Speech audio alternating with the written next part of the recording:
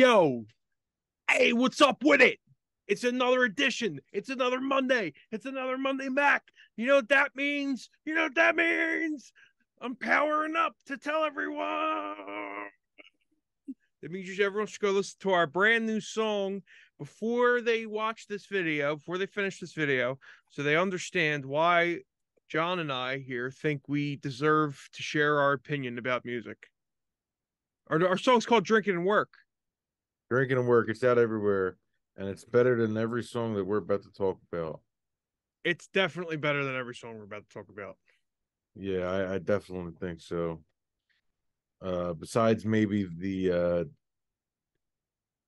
oh, I think I have a bonus song. I forget which 10 I sent you, but I think I have I a have a bonus shout out. song. Well, you sent me nine. You sent me nine songs, and I have a shout out. I have my own special shout out, and I have a discovery to share. It's Matthew's Okay. discovery this week. I don't know if we should share these types of things before our reviews or after our reviews, or we should break it up in between our reviews. You know what I mean? Well, now I kind of just want to hear it. Oh, okay. So I actually shared it with you already. My shout out this weekend, I have to pull it up. My shout out for at least this week is I, as everyone who's a watcher knows, I've been getting into like city jazz, like pop jazz stuff, and a guy I discovered, Daryl Johns, is a virtuoso bass player who I think he played with a few famous artists that we know. Turns out that he also collabs with a guy named Pedro Martins, who's a like young jazz composer, who does big band jazz, but also does like fun jazz music. The guy Daryl Johns is on Mac DeMar. He's Mac DeMarco's first signed artist on his label that he created. Really? Yeah, so Look at them, they're all in like this like weird little kind of off bubble. indie musician universe. So Daryl Johns has a single called Gabriel, which I love. Just instrumental jazz music. Um, and then Pedro Martins put out a kind of interesting album. I don't have an album review for it or anything, but Radio Mysterio. It's at least interesting to listen to. He has a song with Thundercat on there. He has a song with Eric Clapton on there. He's got songs with a couple of different really fun artists that you won't expect. So Pedro Martins is my little discovery shout out for this week. Lit. All right, let's get this on the road. First song, Matthew, J Hus and Drake. Who told you? All right, you want me to start or you want to start? I'll start. I got Not my juice box. not for me. I hate Drake's fake Caribbean accent. 3.8 out of 10. Okay. I was meaner. Feels like a Drake money grab. Jay Hoos is whatever. Drake is very, very annoying on this.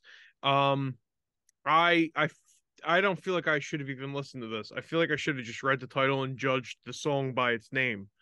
Um, Yeah, but yeah, this was annoying.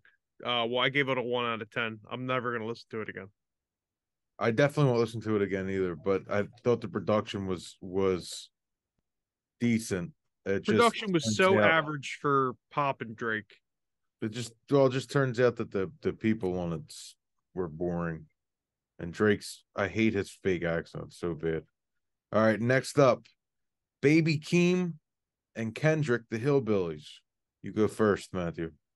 I kept my notes for this one are a little short. My opinions were in very short supply. This was an average rap song. Um, Bad by Kendrick Lamar standards, 4 out of 10. So I really like the beat. I really like the them going back and forth on a lot of the verses. Mm-hmm. Kendrick, his actual lyrics are excellent. I actually enjoyed it. I will listen to it in the car whenever I get a new car. 7 out of 10. Okay. I think the reason I gave it a 4, I didn't think it was bad. Like if I'm driving around with you, it's on, it's fine. It's just the most average thing. It's so average that it couldn't be a 5 because it was too average to be a 5, so it had to be a 4. It was so average it annoyed me. I actually didn't think it was that. I mean, I obviously rated it above average. I feel like clever wordplay for no reason doesn't do anything for me, and I go, well, Kendrick Lamar can write 50 of these songs in his backseat. He's just doing a favor for Baby Keem.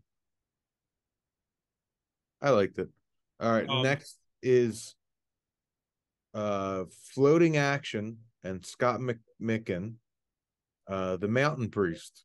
well, it's floating Mountain Priest by Floating Action, Scott McMicken, and the ever expanding. Oh Does yeah. Scott McMicken have like a new like is that like his band or something? I think that's his band the same way the High Flying Birds or Noel's band. Like Yeah. it's Scott McMicken, but he does have a crew with him. I think I'll start this one out. All right. So I wrote cute. Um Lo-fi stuff reminds me of early Dr. Dog, which is nice, but this song is boring to a fault for me. Really good guitar anyway. That pushed it to be a 5.5 out of 10 for me. Very similar. I said maybe it's because I'm not tripping, or maybe I just hold Scott to a higher standard, but I just am not a fan of almost anything he's done. His solo stuff. But the guitar work and the solo at the end is good. 4.7 out of 10. Well, yeah, we're in the same ballpark on this. All right. Now we're really getting into the meat and potatoes of this episode. Because next up, we have Sacred the Thread by Greta Van Fleet. You want to start this one off? Yeah, I guarantee just the way you started, I think I'm gonna be kinder than you, which is crazy because I hate them. Not my It's worst rated song today, so I don't it's know. probably their best sounding song, and maybe his least annoying vocal performance. But I just don't give a fuck about any of it. 4.7 out of 10. Very similar review. Geez, when the levee breaks, drums right away. So this is just when the levee breaks, and I actually wrote after that, save me the hi-hat, save me, like don't tell me the hi-hat part is slightly different and it's a slightly drum beat. It's the same drum beat. And they put it in the beginning on purpose to make people go like, oh, they're copying off Led Zeppelin, because that makes people talk about Greta Van Fleet. Um, song is recorded and mixed very well. Um, very good sounding song.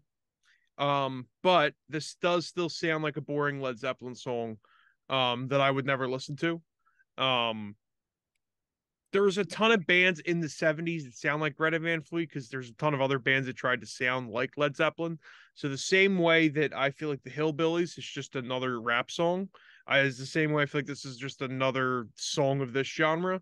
It's just another it's just another notch under the belt for these types of songs. So I gave it a 3 out of 10.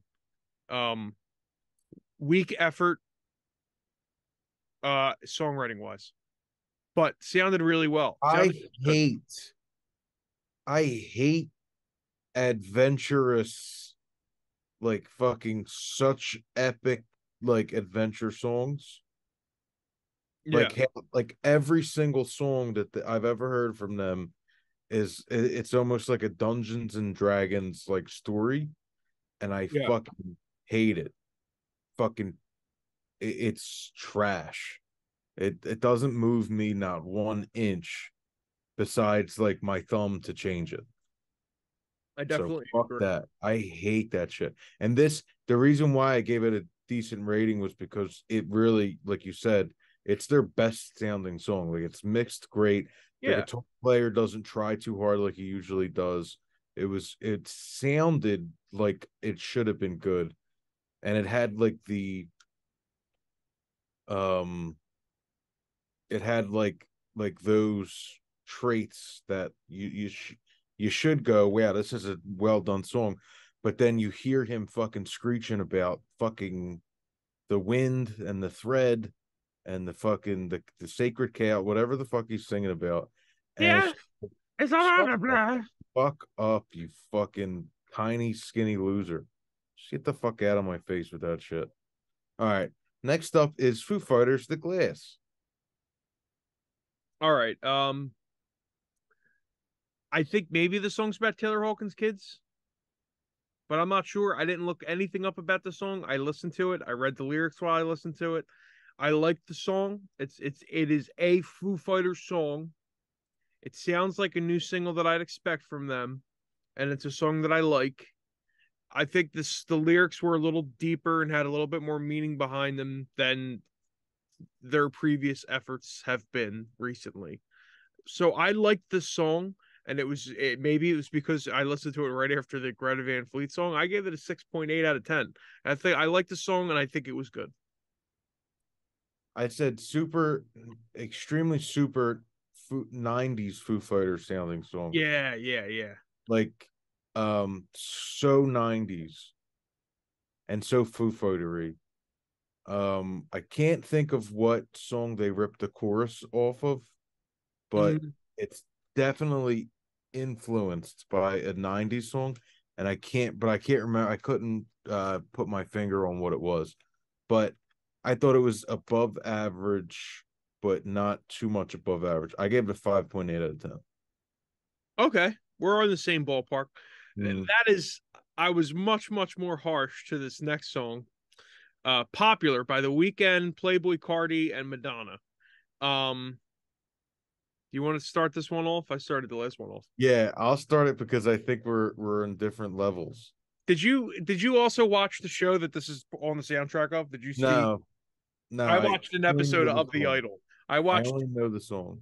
I watched the first 20 minutes of the first episode. So I know what they're going for with this song artistically. I said very early 2000s, late 90s R&B. It's done pretty good. Madonna sounds great on this.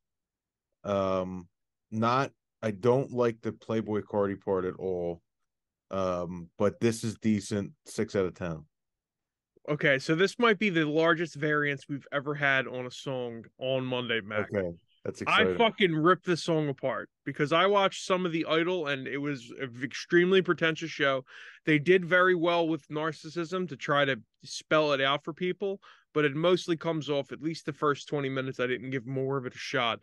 It's very much about this is what this pop star's story is. This Mm, is this is their story. It's very much into the reading poetry on the side of a mountain style people that also like pop music at the same time. It's pretentious for the sake of being pretentious. Um can you and they're give me another example of that? Like, um you know how some people will want to put vintage filters on things just to feel vintage, but oh they have yeah, no basis. They don't know any history. They don't know what actually happened in the yeah, 70s. This song, if you watch a little bit of um this song is like buzzwords and focus groups, and this song is an obvious like The Weeknd is trying to write a song about like how fame and the whole idol thing is supposed to be about how fame pressures people and changes people, and yeah. Like basically corrupts like them. pop stars are like animals in a cage. Basically that's kind of Mhm. what the show is trying to portray, but the problem is that it's like it doesn't have the depth. I feel personally isn't there is enough. But I so definitely, you know, I felt that too. I really did. I didn't listen to the lyrics. it's a song shallow. So I said, who cares about this? Playboy Cardi is unbearable in this shitty song. Madonna needs to go away now, please. 1 out of 10.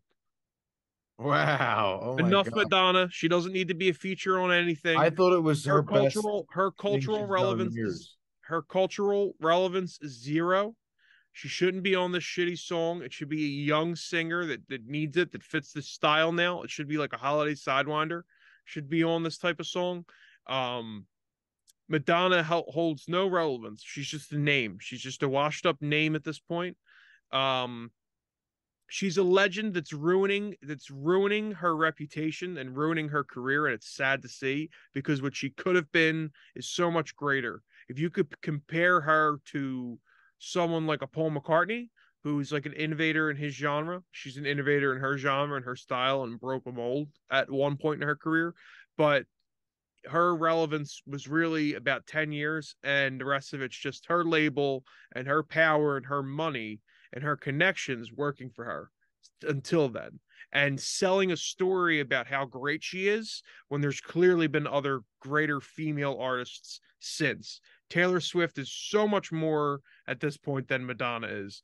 Rihanna, you could just list a name of female pop stars that Beyonce have fucking soared past her. Look at singers, older singers too, older female pop singers. They in the didn't destroy Turner. themselves. So it's one of those things where it's like it's hard to see someone her age do what she's doing to herself on a human side. And I just can she just go away at this point, please? Yeah. Yeah. I actually thought this was her most tasteful thing she's done in years. And I actually thought that if she did more like I felt like like I didn't like her lyrics. If I don't remember them really, but I remember going like she's singing calmly. The melodies fits her voice where it's at probably now.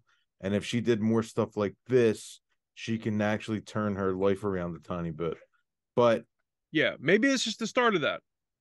yeah, but I agree she should go away, and Holiday Sidewinder should be the one on that song.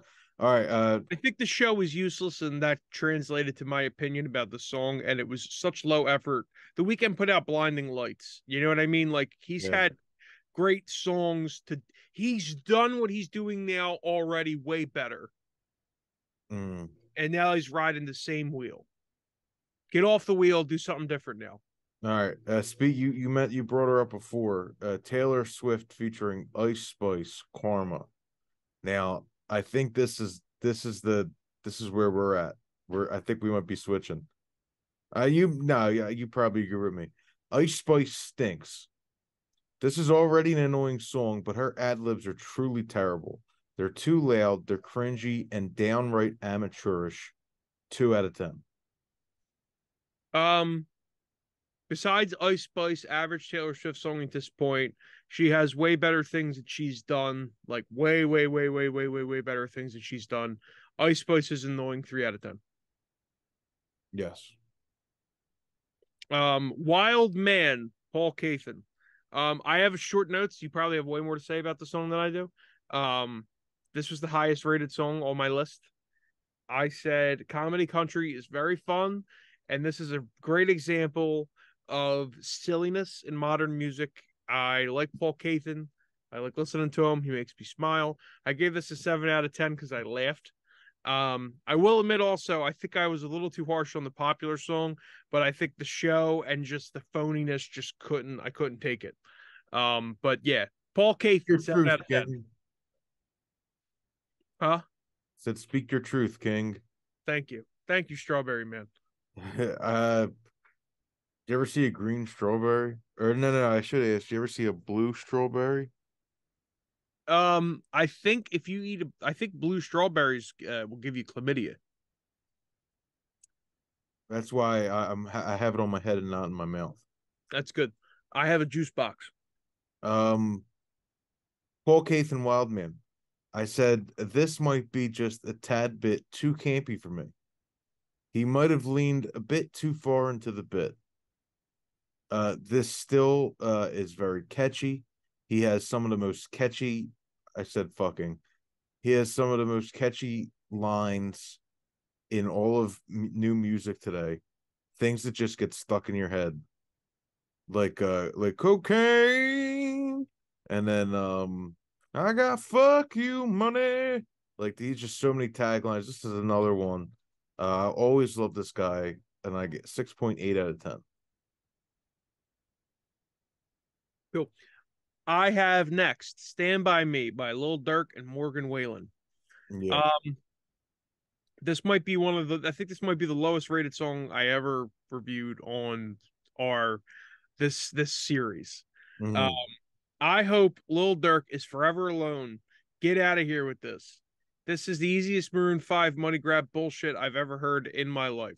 I wish I could write a monologue or the correct sequence of words to express how full of shit this song is Hmm. and how useless it is.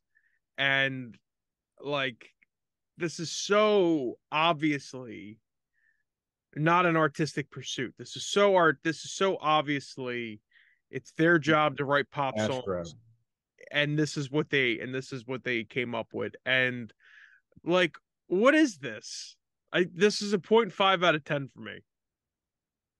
I would show this to people to I would show this to people because it's terrible. That's how bad the song is. So mine is also sub one, but Okay. it's closer to one. So these are my exact notes. From the first note, I was disgusted. I like a few Lil Durk songs. I like the softer song he did with J. Cole. And of course, this is him trying to truly cross into pop. But this is terrible. And I underline terrible. Morgan is absolute trash. He's like if the two losers from Florida Georgia Line had a baby. Pure bro country trash. And Little Durk is barely in this song to begin with. Absolute nonsense. 0.7 out of 10. Yeah, that was a bad one. Avoid this one, people. All right. Is that all the songs I gave you? That's what you gave me. All right. So I'm going to run through three more real Oh, quick. okay. Real quick. Dua Lipa, Dance the Night. This is a carbon copy of Levitating and Don't Stop or Don't Start Now. It's an okay pop song either way. 5.5 out of 10. Beyonce and Kendrick Lamar, America Has a Problem. Kendrick is so good. He's the rap Alex Turner in the same sense that you have to read his lyrics to really see what he's talking about. Rest of the song is a decent Beyonce song. Production is good. 7 out of 10. Would be a 6 out of 10 without Kendrick. And then last, Matthew, Mitch Miller and the gang, Home on the Range. Yeah, let's fucking go. Bunch of burly men singing monotone about farm life. 40 out of 10. Yes. Yes. That I am popped up. a Mitch That Miller and the popped up. Gang Mark. That popped up on my release radar. Like it's like he put out a new song. John, did you realize that I have a juice box? I did. So let me tell you something real quick. Not only do I have a shout out for that guy, Pedro Martins, but I also have a shout out to Ghost. I don't know if I covered them on Monday Mack, but I wanted to give them a shout out specifically on our music show. They took me by surprise.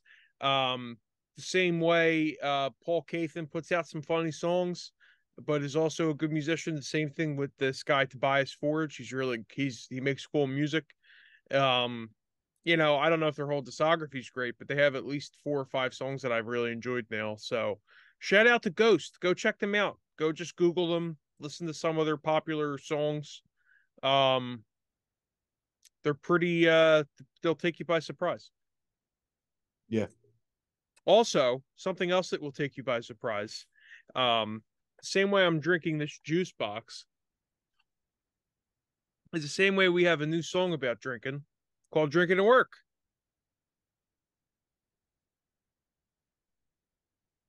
You're either telling someone to call you or we're about to go fucking surf. We're about to go fucking surf, Let's brother. go surf, man. Let's go surf. Let's go ride the waves. I'm riding this wave of energy. Drinking and Work is out now, everybody. This is my Fucking mind right. got a blackberry juice box tonight. And I got I'm gonna my start telling. I'm gonna Disney start telling jacket. the. I'm gonna start telling the people when we're done to take care of themselves. We also have new subscribers too. Hello, Hey, if you're welcome to the watching. channel, everyone. Yeah, thank you. Like and subscribe. It helps us just to feel good. It does. We don't Makes us make feel good. Just makes us feel good. So make us feel good, please. And listen to our new song Drinking and Work, which is out everywhere. And that's all I got. Let's eat some dinner and then go surfing. Take care of yourself, Dinner. everyone. Let's go get some ahi tuna. Oh, real quick. Needless to say, stay tuned Wednesday for the podcast. Um, we will be talking about the bridge collapse. I have some Oh information. shit. I Oh, have some and there was information. a car exploded on 95 today. Right, like I seen it right out my window in work. And there's also reports of aliens, I hear. Yeah. We're Yeah, we have the podcast is going to be wild this week. yeah, it's gonna explosions and aliens.